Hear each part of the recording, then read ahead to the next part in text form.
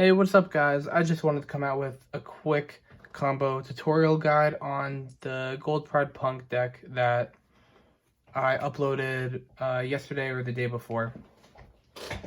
I think that the deck is extremely linear and there's maybe one combo that you should be going into, and depending on how you want to outplay your opponent, knowing the disruptions going second or attempting to play around maybe a particular hand trap because you have a feeling they might have it, your combo will vary, but for the most part, you'll be attempting to go for one combo, and it alters depending on if you have additional punk names, gold pride names in hands, etc. So, the one combo is you have one Xiamen, or any way to get into a Xiamen. This includes an Ogre Dance, a Foxy Tune, or an E-Telly. You'll normal summon the Xiamen, you'll activate Xiamen effect, getting the Foxy Tune.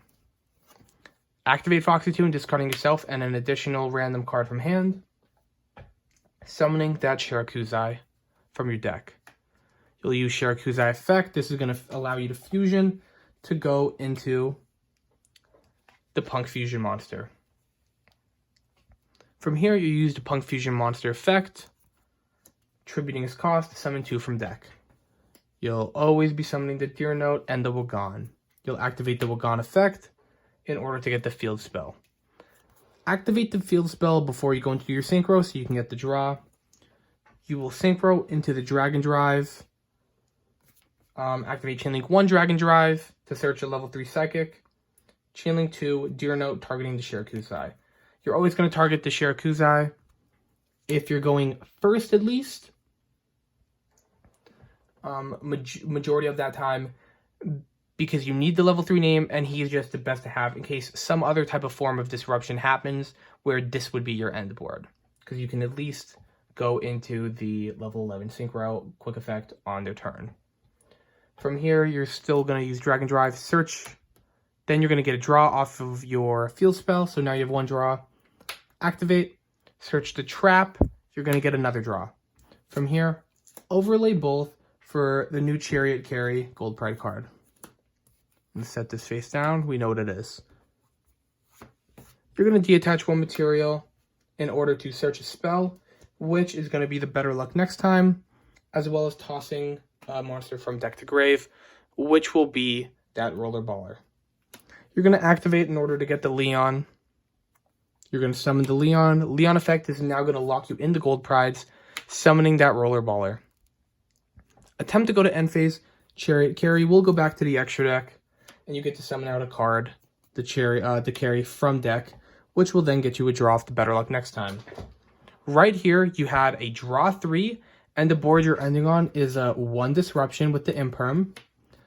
On their turn, you can quick sync, 2 disruption, then you could quick fuse, 3 disruption.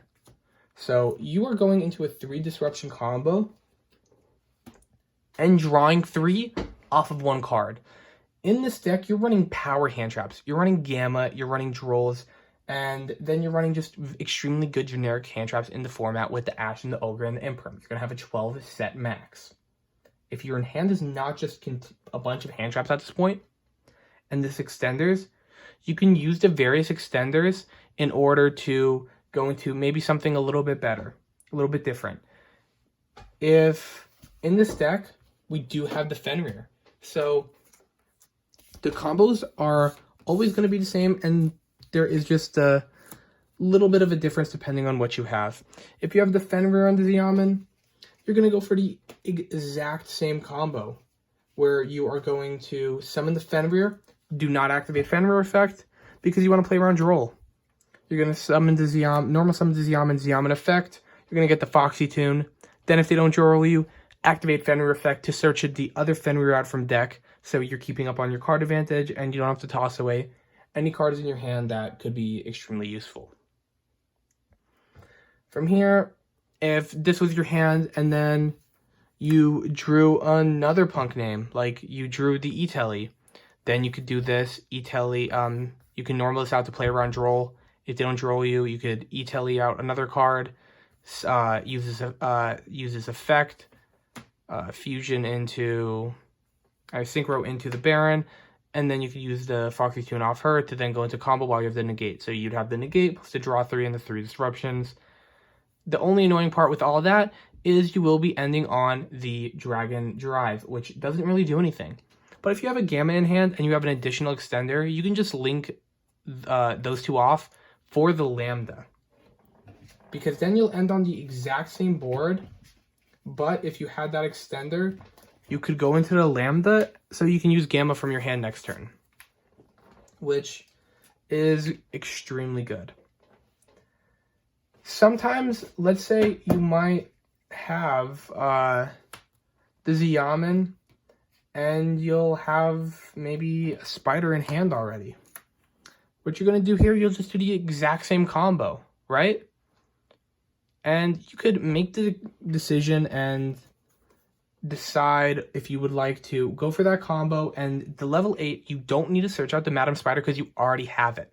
You already have the full combo. But do you want to end on the Dragon Drive and instead search out an Ogre to hand? Or instead of going into the Dragon Drive, you just go into the Spell Negate because you have a Water Engrave, and you end on the same board plus that Spell Negate, which there's a lot of very prevalent and good spells in the format. There's the Prosperity. People are playing evenly matched. Or just any other type of power cards. There's the Branded Fusion. There's a lot of good stuff that you can be stopping. And so, the deck, there is no real multiple combos that you can go into based on 1-card, 2-card combos.